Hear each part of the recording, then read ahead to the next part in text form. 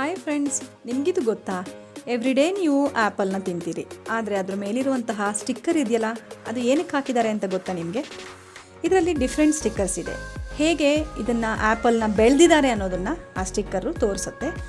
ಆ ಸ್ಟಿಕ್ಕರ್ನಲ್ಲಿರುವ ನಂಬರು 3 ಮತ್ತು 4ರಿಂದ ಶುರುವಾಗುತ್ತೆ. ಅಂದರೆ ಆ ಆ್ಯಪಲ್ನ ಬೆಳೆಸಲಿಕ್ಕೆ ಜಾಸ್ತಿ ಪೆಸ್ಟಿಸೈಡ್ನ ಹಾಕಿ ಬೆಳೆಸಿರ್ತಾರೆ.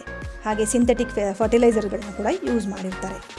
ಹಾಗೆ ಮತ್ತು 5 ಡಿಜಿಟ್ ನಂಬರ್ ಇರುತ್ತೆ. ಅದರಲ್ಲಿ ಒಂದು 8ರಿಂದ ಶುರುವಾಗುತ್ತೆ ಹಾಗೂ ಒಂದು 9ರಿಂದ ಶುರುವಾಗಿರುತ್ತೆ.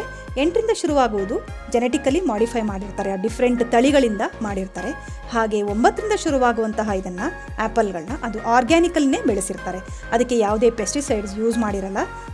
ನಮ್ಮ ಇಂಡಿಯಾದಲ್ಲಿ 3 ಮತ್ತು 4 ಇರುವಂತಹ ನಂಬರ್ ಉಳ್ಳಂತಹ ಆ್ಯಪಲ್ಗಳೇ ಸಿಗೋದು.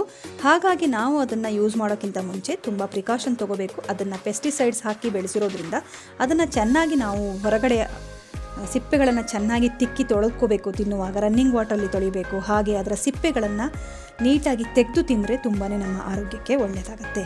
ಫ್ರೆಂಡ್ಸ್, ನಿಮ್ಮೆಲ್ಲರಿಗೂ ಈ ಇನ್ಫಾರ್ಮೇಷನ್ ಇಷ್ಟ ಆಗಿದೆ ಅಂದ್ಕೋತಿದ್ದೀನಿ. ನನ್ನ ಇನ್ಫಾರ್ಮೇಷನ್ ನಿಮಗೆ ಇಷ್ಟ ಆದರೆ ನನ್ನ ವಿಡಿಯೋನ ಲೈಕ್ ಮಾಡಿ ಹಾಗೂ ನಿಮ್ಮ ಫ್ರೆಂಡ್ಸ್ಗಳಿಗೂ ಶೇರ್ ಮಾಡಿ. ನನ್ನ ಚಾನಲ್ನ ಸಬ್ಸ್ಕ್ರೈಬ್ ಮಾಡ್ಕೊಂಡಿಲ್ಲ ಅಂದರೆ ನನ್ನ ಚಾನಲ್ನ ಸಬ್ಸ್ಕ್ರೈಬ್ ಮಾಡ್ಕೊಳ್ಳಿ. Thanks for watching.